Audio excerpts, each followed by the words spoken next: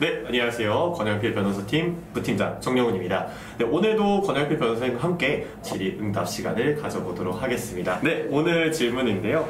저번에 이 사회행위 취소 소송은 채무자가 아닌 수익자나 전득자를 상대로 소송을 제기한다고 하셨지 않습니까? 근데 그 중에서도 이제 수익자와 전득자가 있을 때 그 중에 일부만을 상대로 소송을 제기할 수 있을까요? 그렇죠. 그러니까 수익자, 전득자가 있었을 때 수익자, 전득자 두 사람 모두를 할 수도 있지만 기본적으로 수익자가 가운데 있는 사람이라고 해서, 그러니까 채무자가 수익자한테 팔고 수익자가 전득자한테 팔잖아요. 최종적으로 전득자한테 있는데 그렇다고 해서 수익자를 반드시 넣어야 되냐? 그건 아니다라는 거예요. 왜냐하면 사행위 취소로 채무자하고 수익자 사이의 계약관계가 깨지는 것이지 굳이 수익자가 있을 필요는 없고, 더 나아가서 재산을 받아야 되기 때문에 전득자를 이제 넣는 것이죠. 그러니까 채무자의 재산이 누구에게 있느냐의 여부에 따라서 수익자, 전득자한테 모두 할 수도 있고 최종적으로 전득자한테만 할 수도 있는 것입니다. 그 채무자의 재산 유무에 따라서 그 채무자의 재산이 마지막에 어느 사람에 있느냐에 따라서 굳이 수익자나 전득자 모두를 포함시킬 필요 없이 가지고 있는 사람을 상대로만 소송을 제기할 수 있다는 거군요. 감사합니다.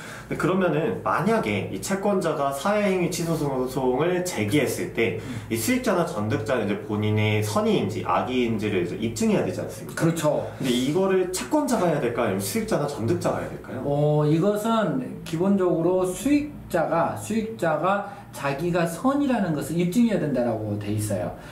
이거 진짜 중요한 게 뭐냐면 법원에서는 사실 입증 책임, 누가 책임을 부담하느냐에 따라서 소송 승패가 많이 갈리거든요. 변호사 능력이 그건데, 여기에서 수익자한테 넘어갔다, 채무자의 사행위가 인정이 됐다라고 하면 수익자의 악의는 추정이 되고 법률상, 그러면 수익자가 아니다, 채무자의 유일한 재산인지 몰랐고 채무자의 사행인지 몰랐다라는 선을 입증해야 하는데, 그 수익자는 상당히 좀 어려운 입증 책임을 부담하고, 그 입증 책임이라는 것은 이 입증 책임을 다하지 못하는 순간 패소다라는 것입니다.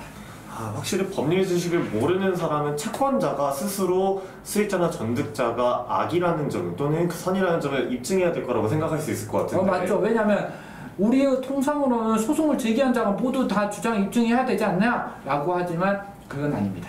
역시 부동산 전문 변호사셔서 그런지 이 사회행위에 대해서도 모르시는 게 없는 것 같습니다. 감사합니다. 네, 혹시나 사회행위로 법률적인 분쟁을 겪고 계시다면 여기 아래 번호로 연락 주시면 성실껏 상담 도와드리도록 하겠습니다.